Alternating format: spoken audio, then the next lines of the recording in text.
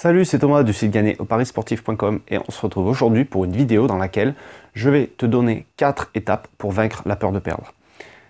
Donc aujourd'hui, on va parler de psychologie dans les paris sportifs et des différentes étapes que tu vas devoir mettre en place, enfin que tu peux mettre en place, c'est pas une obligation, pour vaincre la peur de perdre si aujourd'hui tu es dans ce cas-là. Parce que peut-être que aujourd'hui tu as du mal à prendre tes décisions dans les paris, peut-être que tu manques de confiance en toi et qu'il te faut un petit quelque chose pour t'aider à vaincre tout ça. Parce que tu t'es déjà certainement retrouvé dans la situation où le pari que tu pensais faire et que tu n'as pas fait, il passe. Et le jour où tu décides à franchir le pas, ce même pari, eh bien, il va être perdant. Et au final, tu te dis que peut-être si tu avais fait les deux paris, eh ben si tu faisais tout ce genre de paris-là, tous ces paris que tu n'oses pas faire et tous ces paris qui te font perdre finalement, eh ben peut-être que tu serais gagnant sur le long terme. Mais tu as toujours ce problème de confiance en toi et tu restes toujours bloqué parce que tu as peur de perdre ton capital. C'est pour ça que j'ai décidé de faire cette vidéo aujourd'hui, c'est qu'il te faut quelque chose, il te faut ces 4 étapes qui vont te permettre de vaincre cette peur de perdre. Alors, la première étape, la première chose que tu vas devoir comprendre, c'est que la chance dans les paris sportifs, ça n'existe pas. Pour ça, je vais te donner l'exemple des parieurs pros, d'accord? Un parieur pro, il fait entre 1000 et 3000 paris par an, à peu près. Et sur ces 1000-3000 paris, il va avoir autant de faits de jeu, autant de conditions météo, autant de blessures, autant de situations qui vont le faire gagner un pari pendant le match ou à la dernière minute, un but à la dernière minute, un panier à la dernière minute, que de situations qui vont lui faire perdre le match, enfin son pari, dans les mêmes conditions. Voilà. Et au final, tout ça, ça va s'équilibrer sur la quantité de paris. Et au final, on ne peut pas parler de chance parce que tout ça, ça va s'annuler. En fait, on parle plutôt de variance dans ces cas-là. Parce que la variance, en fait, c'est les séries de paris gagnants et les séries de paris perdants. Si tu veux, par exemple, pour te donner un exemple de variance, moi, pendant longtemps, j'ai suivi un tipster sur le handball. Et il pariait sur les matchs nuls. Aujourd'hui, il ne le fait plus, donc c'est pas la peine de me demander qui c'était. Aujourd'hui, il a arrêté. Donc, il y a 5% de nuls au handball par saison. Par championnat, quoi, en gros. Donc, les cotes, c'est entre 8 et 11, 12 peut-être des fois. Et pour te dire que ça court pas les rues, tu as peut-être du 15-20% de réussite. Donc en gros, là, il y a une très très forte variance parce que peut-être que sur 15 paris, tu vas en gagner 1. Peut-être des fois sur 10 paris, tu vas en gagner 0. Des fois sur 10 paris, tu vas en gagner seulement 2. Et donc ça, tu ne te dis pas finalement que c'est de la malchance ou que c'est de la chance. Tu vois jamais la chance que tu as quand tu gagnes. Quand ton équipe gagne dans les dernières minutes, tu te dis jamais j'ai eu de la chance au dernier moment.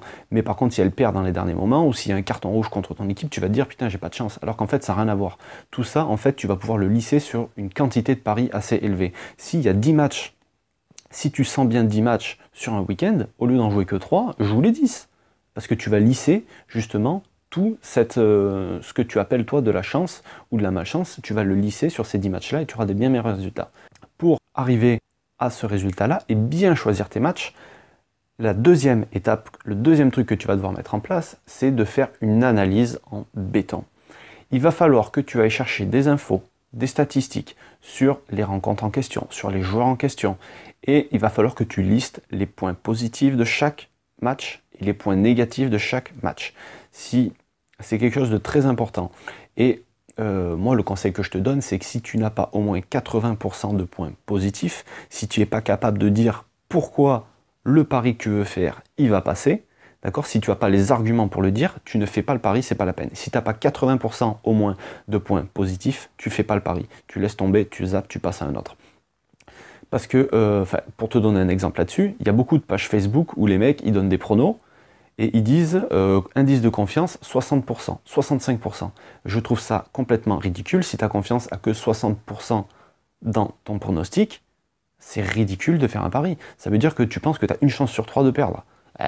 Moi, ça sert à rien. D'accord? À moins que tu joues sur une grosse cote. Mais en général, les mecs qui font ça, ils font soit des combinés avec des cotes à 1,50 ou 1,80, soit ils jouent sur des matchs en simple avec des paris tout pourris avec des confiances de 60%. Ça ne sert à rien. Fais une analyse en béton, sois sûr de ton coup. D'accord? Associé à ça, donc ça me permet d'amener le troisième point. Le troisième point, c'est une bonne gestion de ton capital et de tes mises.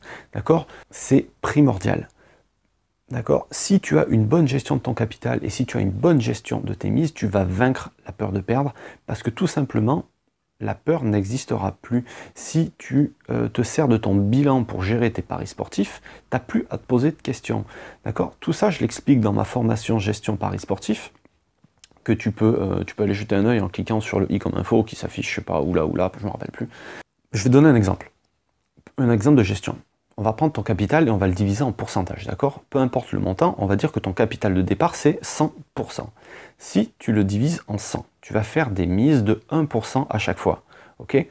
Et si tu fais que des mises de 1% pour chacun de tes paris, ça veut dire que tu peux perdre 100, qu'il faut que tu perdes 100 paris d'affilée et en gagner 0 pour perdre ton capital en entier.